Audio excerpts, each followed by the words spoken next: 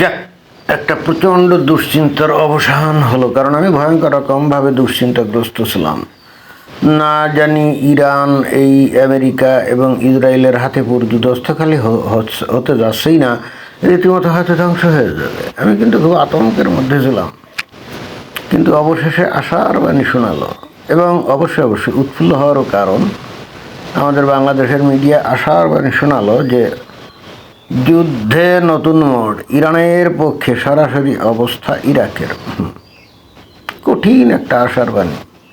এখন ইরানের পক্ষে এসে যদি দাঁড়ায়, তাহলে আমেরিকা এবং ইসরায়েল কুত্তার মতো লেজ তুলে দৌড়ে পালাবে। এতে কিন্তু কোনো সন্দেহ নাই। সুতরাং এর চাইতে একটা ভালো খবর, এর চাইতে আনন্দের খবর, উল্লাসের খবর তো আর হতেই পারে না, কি বলেন? বাংলাদেশের মিডিয়া এই খবর দিয়েছে এবং একই সঙ্গে এই যে দেখেন যে সুন্দর একটা করছে, একটা ফটো কার্ড তৈরি করছে না? কত দুর্দান্ত একটা ফটো কার্ড দেখছেন? যে ওই ইরাকের না নতুন যে ওই সুপ্রিম লিডার হয়েছে ইরানে, আয়াতুল্লাহ আলী খামেনি মারা যাওয়ার পর তার ছবি নাকি? এটা কি হাস্যোজ্জ্বল, রাইট? মনে হয় বেহেশতি হাসি। আর ওদিকে ইসরায়েলের প্রধানমন্ত্রী নেতানিয়াহু করুণ দৃষ্টি দিয়ে তাকিয়ে আছে।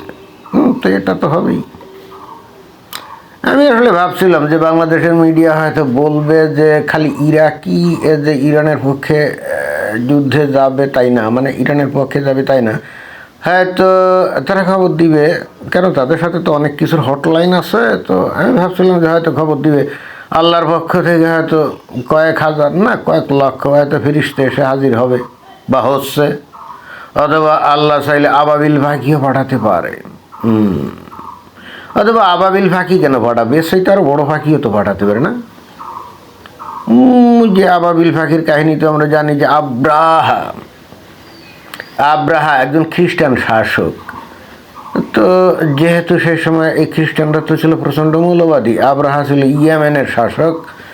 তো সে শুনলো যে এই আরব অঞ্চলে কারা জানি পুতুল পূজা করে, যেমন এই যে কাবায় নাকি পুতুল ছিল আর কি। তো ইয়েমেনের শাসক আব্রাহা চিন্তা করলো, আমার আশেপাশে মানুষ পুতুল পূজা করবে, এটা তো হতেই পারে না।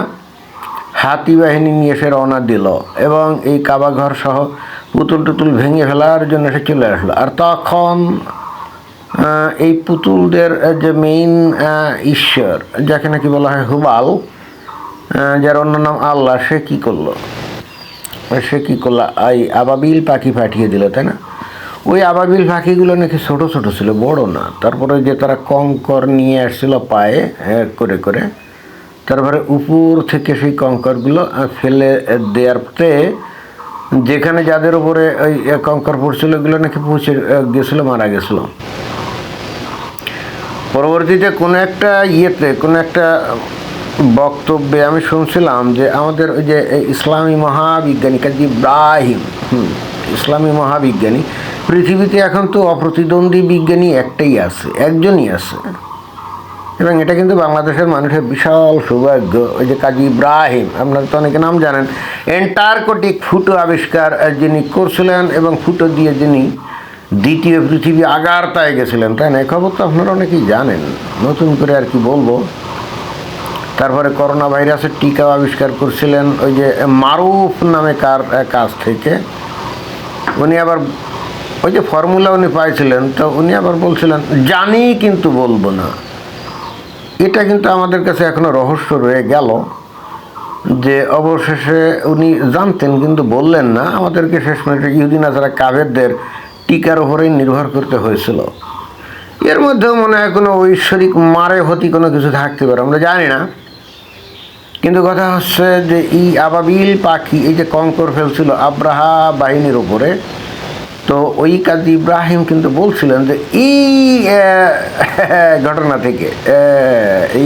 থেকে অনুপ্রাণিত হয়ে পরে ওই ইহুদি নাসারা কাফেররা নাকি যে বোমা টোমা বানিয়েছে, মিজাইল টিজাইল বানিয়েছে, এটাই একবার 100% সত্য। আসলেই তো তাই। এই আব্রাহার কাহিনীর এই আগে কারো কোনো ধারণা ছিল যে আকাশ থেকে এরকম কোনো কিছু ফেলে দিয়ে শত্রুর ওপরে তাদেরকে পরাভূত করা যায়? আচ্ছা, বাংলাদেশের মিডিয়া খালি এই ইরাকের খবর দিল যে ইরাক ইরানের পাশে দাঁড়াচ্ছে, কিন্তু এই খবরটা চাইতে যদি এই আল্লাহর তরফ থেকে আবাবিল পাখি অথবা ফেরেশতাদের কোনো সমর্থনের বিষয় যদি বলতো বা তারা জানতো, এবং আমার ধারণা তাদের সাথে ওই রকম খবরাখবর আছে, আল্লাহ নিশ্চয়ই তাদের জানায় নাকি। তো আবাবিল পাখি অথবা ওই ফিরিস্তারা এসে সাহায্য করবে এগুলো বললে আমরা আশা করি আরও খুশি হতাম, এবং আমরা নিশ্চিত হতাম যে ঘটনা একটা ঘটতে যাচ্ছে। এইবার কিন্তু ইসরায়েল এবং আমেরিকার আর রেহাই নাই, আর রেহাই নাই। অথবা ইমাম মাহাদির কথাও বলতে পারতো, কারণ আমরা তো জানি যে ইমাম মাহাদি যখন আসবে ইহুদি নাসারা কাফেরদেরকে টুকরো টুকরো করে দিয়ে গোটা পৃথিবীতে উনি ইসলামী শাসন কায়েম করবেন, গোটা পৃথিবী হবে ইসলামী খিলাফতের অংশ। বাংলাদেশের মুমিন মুসলমানরা তো বস্তুত ওইটার জন্য অপেক্ষা করছে, তাই না? তো ওই সমস্ত খবর টবর না দিয়ে খালি ইরানের পক্ষে ইরাক দাঁড়াবে এই খবর কী কারণে দিল? এটা তো একটা মস্কারির মতো হয়ে গেল না? কারণ ইরাকের নিজেরই ঢাল নেই, তরোয়াল নেই, নিধিরাম সর্দার। ইরাক তো এখন একটা ফেইল্ড স্টেট, রাইট? ইরাকের মধ্যে কত রকম গ্রুপিং উপগ্রুপিং একে অন্যের সাথে লড়াই সংগ্রাম কত কি করে। আবার ইরাকের মধ্যে আমেরিকান ঘাঁটিও আছে এখনও, ইরাক থেকে তো পুরোপুরি যায় না। আর ইরাকটা তো মানে ছন্ন বিচ্ছন্ন একটা দেশ। তো এই ইরাক ইরানের পাশে এসে দাঁড়ালে ফায়দাটা কি? ওই সাদ্দাম হোসেন যখন পশ্চিমা বিশ্বের বিরুদ্ধে চ্যালেঞ্জ ছুড়ে দিল, তো তখন আমেরিকা একবার না দুইবার এই ইরাকে এসে আক্রমণ করে একেবারে তছনছ করে দিয়েছে। এদের শিল্প ইন্ডাস্ট্রি এগুলো একেবারে ধ্বংস করে দিয়েছে, তাই না? অস্ত্রপাতি বলতে এখন ইরাকের কাছে কিছু এই AK-47 রাইফেল টাইপগুলো ছাড়া অন্যান্য আর কিছু কি আছে কি জানি।